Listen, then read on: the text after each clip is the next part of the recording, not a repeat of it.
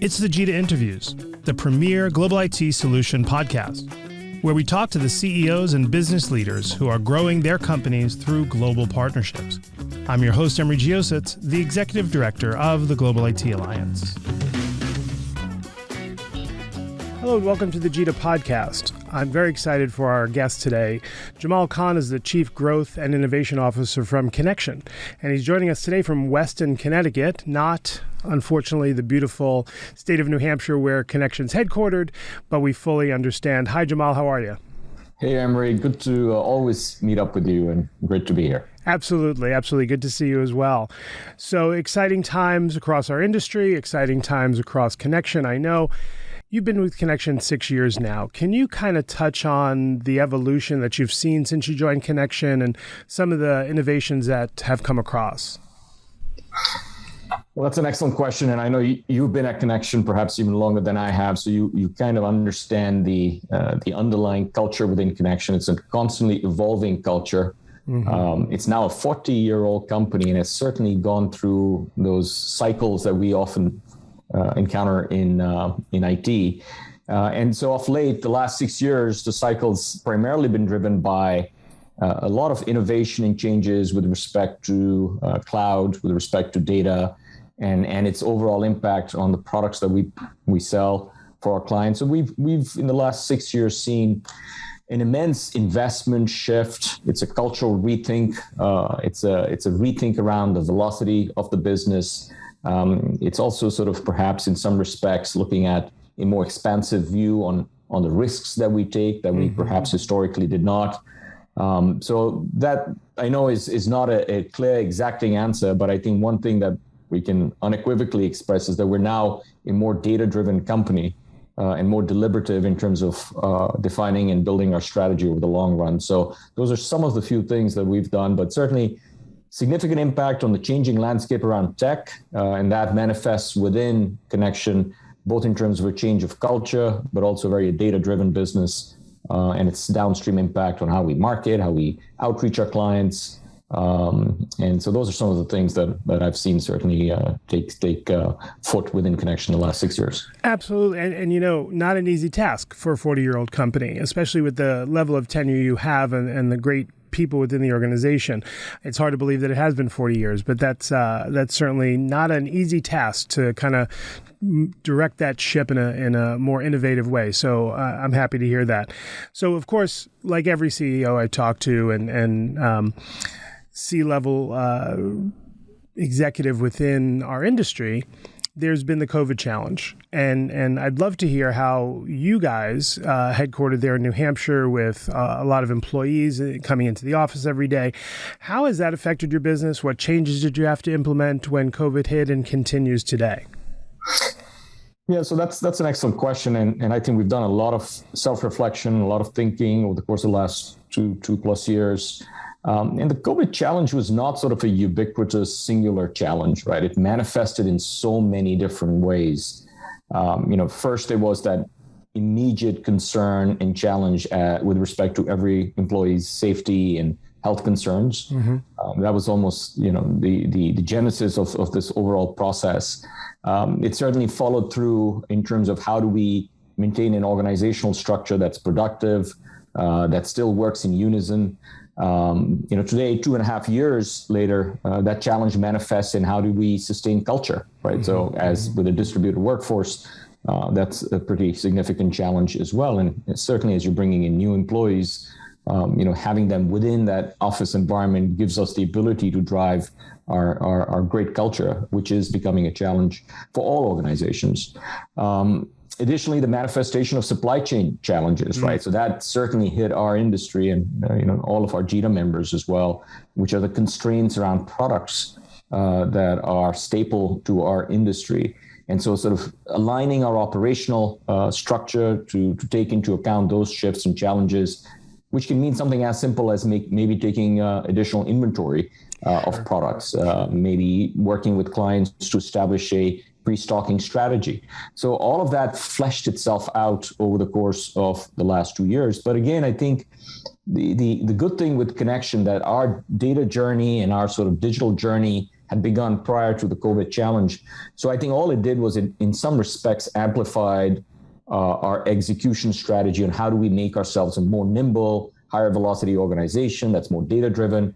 And we're still down that journey. I don't want to sort of make the assumption here that we've reached some sort of panacea in that space. I think it's a constant iterative cultural shift that I think the COVID challenge just sped up for us. For sure. For sure. And I know how strong the culture within Connection is.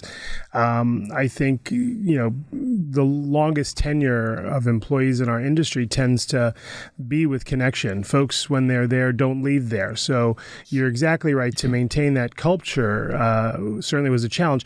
Were there any strategies that emerged from what you had to deal with in COVID that you see have been implemented as long-term strategies that will never go away and things like that? How are you seeing the future when it comes to what you had to do to adjust to the COVID sitch? Yeah, so I think, Emery, having worked there yourself, in some respects, and I'm going to say this with immense respect, there's often that, and tenor is a double-edged sword, right? So tenor also gives you some level of inertia that comes with it, which is, look, it's been working perfectly fine. Why shall we change? Right. I think that mindset has shifted within Connection, where we're becoming a more nimble, more open to change sort of an organization. So I think one thing that certainly is going to be with us post-COVID is just our approach to a flexible workforce. I think, and something Tim and I often discuss, which is, the future is all about, a war on acquiring human resource assets. So how do you attract the best talent? How do you retain the best talent? And how is that talent not geographically aligned? I think, in large measure, Connection's genesis has been as a New England company. And so now our scope and view is far more global. We have offshore teams that do a lot of our work. We have onshore teams that are distributed around North America, or particularly around the US. So I think that level of mindset and flexibility that was critically important during the pandemic years is something that will continue post the pandemic period as well. Yeah, and you're exactly right. Having been there for as long as I was, it certainly is a credit to what you're trying to do, because 10 years ago I would have never expected this conversation about Connection. So that movement forward is impressive. How are you seeing 2022 play out? I know that you have several service offerings that customers thrive on. Can you touch on a couple of those for me and how you see the rest of the year playing out for Connection? Yeah, so 22 is an execution on the overall strategy that our CEO, Tim McGrath, has defined for the business. And there are three components to it. One is around workplace transformation, right? How do we enable, and again, an offset or a result of the overall pandemic challenge is workforces are now more distributed. They're more flexible. Their product categories and product sets are pretty diverse. And there are lots of new interesting technologies, both from productivity measurement, but also just giving them that flexibility of being able to work from anywhere. That brings in cybersecurity concerns and other things as well. So workplace transformation, what it represents, is a critical area for us in 22, and I think will continue into 23 as well. The second element, which is almost analogous to workplace transformation, is supply chain optimization. I think that's a perfect example of, in some measure, why we're a member of GITA and why GITA is such an important consortium or partner alliance for us, is the ability for us to get the products for our customers globally on time, on spec, and within the price points that they ought to get there. So supply chain optimization dovetails really natively into workplace transformation needs for our clients. And the third sort of leg to the stool, which is our strategy in 22 and perhaps even into 23, is cloud and data center transformation. I think in some measure, I'm sure all our members are perhaps concerned about the impending slowdown from an economic perspective. And though we're not seeing that necessarily, we often, we certainly see that the data center world, cloud world, the application world will increase in investment as perhaps we're seeing some level of tempering on the end user compute side. So those are the three legs to the stool, and 22 is all about executing against those three legs to the stool.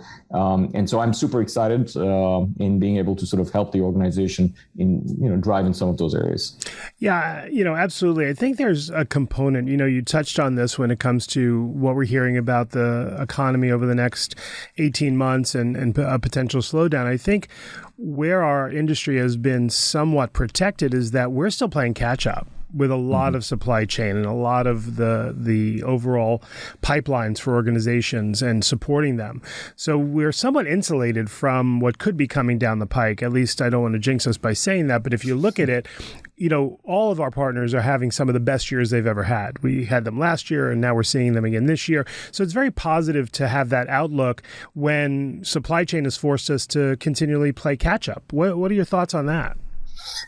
Yeah, I think that's spot on. Our backlogs are immense, so there's certainly a lot of that pent up demand that needs to flesh through the process, and I think that those sort of tailwinds have certainly propelled us through. By the way, the COVID years, certainly Q1, Connection did phenomenal in Q1, right. And so I do see that sort of overall. Tailwinds sort of continue to provide us some momentum. But I think we also need to be conservative in our assessment and adjust accordingly for what the future constraints and considerations are going to be. And I think we're well positioned in taking advantage of some of those constraints. Yeah, for sure. With the 40-year history of Connection and like we talked about the tenure, most of your account managers, regardless of the vertical that they support, have global customers. And so I'm really curious to hear how you see the global landscape and how it pertains to Connection's focus around their customers' needs. Yeah, and you're absolutely aware of our strategy on that space, as you helped define that in large measure as well. So, from a global perspective, in large measure, Connection has thousands of customers. And from that perspective, we have, hundreds, if not thousands of what would be classified as a global customer. Mm-hmm. And usually our sort of rule of thumb is if you've got a presence in 5 countries, anybody who's got a presence outside of the US is certainly global, but, our sort of 5 rules are, 5 countries, 5 OEMs, a minimum of 5 million spend. That sort of generally defines for us what we would consider a global customer. But their needs in terms of how they procure IT assets are quite diverse. In some cases, they're really transactional and opportunistic needs, which is I have an immediate need for a certain set of products in certain geographies around certain projects that are time sensitive. How will you enable me to get those assets? And that requires a level of transactional triage management that we provide through our price desk effort that's integrated with the GITA Alliance as well. And then there's the more strategic sort of downstream, more strategic supply chain, global supply chain constraints, where I need to build a global supply chain that's sustainable, that's long-term, that has a consistent quality of service. And that's where we bring in sort of the GITA Global Serve partnership, which is now you've got a systemic approach, you're building out catalogs, you're really building out a global supply chain, and you're trying to bring some level of consistency in that global supply chain, which is always a challenge because Absolutely. Every geography is so distinct and different. So our sort of belief is that we are ideally positioned with our GITA Alliance as well as our global serve model to bring to market for our global clients a broad spectrum of global solutions around their supply chain and be able to deliver the value that they're looking for. Absolutely. And wouldn't it be nice if they all behaved the same way? But obviously, every customer, regardless of where headquarters is, regardless, a software strategy, a hardware strategy, a services strategy, all bleeding into one another. And our ability, and your ability in particular with Connection, with the luxury of having Global Serve and GITA as part of the solution, it's really, unique to the industry because we can literally say to a customer, how do you want to do this? How do you want to do the services globally? How do you want to do your hardware and software procurement? And we know with the breadth and depth of both solutions that we can accommodate basically everything they throw at us. And that's very unique. And I know that the manufacturers are starting to see this and pay attention to it as well, because traditionally they've stumbled at times with trying to serve that global customer when that's not their business, right? Their business is R&D and continually innovating. Our business is making sure those customers are taken care of. So I definitely think Connection's uniquely equipped to handle the global customer. If I can expand on just one aspect of what you expressed, which is just the OEMs and their focus on our go-to-market strategies around global supply chain management. We're now having to even manage direct models as well. Yeah. And that's something that not that I find ironic, but it's something that is uplifting certainly for us, where the direct model itself, which was historically very parochial within the OEMs, OEMs are coming to us and saying, well, we need a triage management, or we need some overlay that helps support this direct model. Because first and foremost, few customers are just direct across the board. There's always a hybrid component where there's some indirect and some direct. But even the direct models, our model, which is the global serve model, along with GITA, does provide supporting both models. And so that's something that's really uplifting and exciting for us as we enable our OEM partners, both in a direct strategy as well as an indirect strategy, to work effectively for those global accounts. You're exactly right. It is exciting, and I could not agree more. It's really interesting to have a conversation with an OEM rep who almost breathes a sigh of relief that, wow, there is a solution. I don't have to do this. So it really is an impact, and I'm enjoying those conversations as well. So that's great. Jamal, you've been in the industry a while. You've seen a lot of change in the industry. That's not an age reference, just merely wisdom, I'm going to go with. But when you look at it, if you look at your career holistically, is there one particular or a couple that milestones that you're most proud of? That's a question that requires a level of self-reflection and usually something that you expect others to stress rather than yourself personally. If anything, I would say is that within the career that I've had, I've built really enduring relationships. I've always been lucky to find great mentors. And trust me, I prescribe that to luck, because I often have conversations with other senior execs, and I'm often referencing the people that have crossed my path over my career, whether this was at VeriSign, whether this was at Instinet, when I was working on Wall Street, whether this was certainly at Connection, whether this was when I was running the Global Serve organization, and I had just these great board members who become, these immense mentors that I learned from. So that, I think, has been a highlight in my career, purely a basis of luck. And the other thing I think is I feel that wherever I've worked, whichever organization I've been part of, when I have decided that it's time to move on, I've always left that organization in a better place than I was when I first joined. So I think those are, things that I often reflect on. Good. No, that's great. So I think, is it 5 children you have? Yes. 5 kids. So we share that. Although I think my youngest is still younger than yours. So my question for you that has nothing really to do with business, which is a nice respite every now and then, is you've got the 5 kids, you're out of COVID, everyone's feeling confident they could travel again.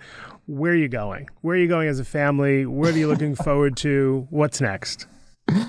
Right. So, so we've started opening up. We're now, but we're still a very careful family. We'll still don on masks. And I find it ironic when I'm traveling through airports and how few masks are out there. But, it's amazing, right? So, but, we've done some short travels to Europe. I had my kids over at Europe.